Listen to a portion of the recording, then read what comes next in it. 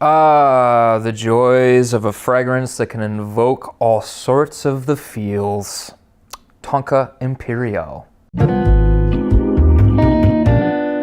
Tonka Imperiale is one of the most luxurious, delicious fragrances I have ever gotten my nose on. I have waited for years to review this. I have owned and gone through one other 75 ml bottle, and I have gone through countless decants. I want to say probably accumulated over 100 ml in addition to the 75 ml, and now this bottle of Tonka Imperiale in the past 5-7 years, something like that. Tonka Imperiale was released in 2010, and it has been a staple of mine in my constant fall, winter, spring, summer, that's right, all year long fragrances since about 2012. The presentation for Guerlain Tonka Imperiale is one of my absolute favorites in the game. Obviously, we have the box, which you'll get a close-up of right now, as well as the elegant, beautiful, gold-plated bottle that we get for the whole collection. Tonka Imperiale is used more than Angelique Noir for me in particular because I do believe that it is more versatile. I can use this all year long, any occasion. These fragrances are very expensive. You're looking anywhere between $275 to $325 American, depending on where you're getting them from, especially in the older bottles. They are going skyrocket for the price point. So I would hop on it now if it's important to you to get the older, non-reformulated juice that is in the older style bottle before it becomes so scarce and so ridiculously overpriced that it's like buying a fine piece of jewelry. Tonka Imperiale would be a staple of mine forever and ever and ever.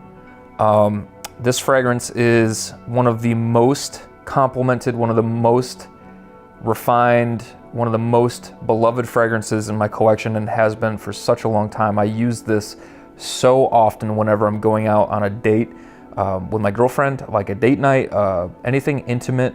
I absolutely adore this, and I actually love this fragrance in some of the warmer weather. I don't feel like the Tonka or anything like that becomes overbearing. The overall scent has had many different descriptions over the years. Lots of people have said that this smells like an almond cookie, or the most frequented one seems to be gingerbread.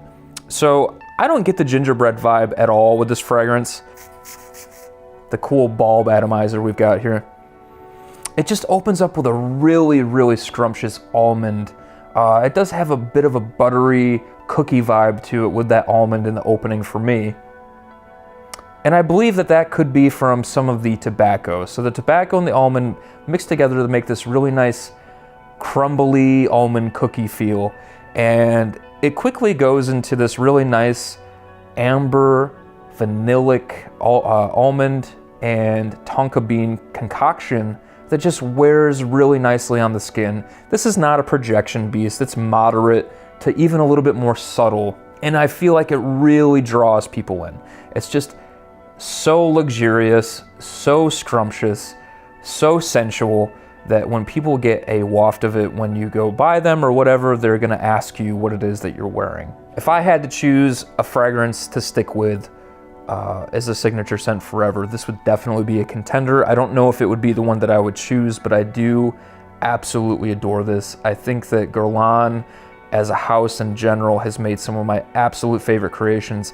Angelique Noir, Homme Intense, the list goes on. I absolutely love this house. I adore this fragrance. I would give it a 10 out of 10 and then some. If I could rate something higher, I would.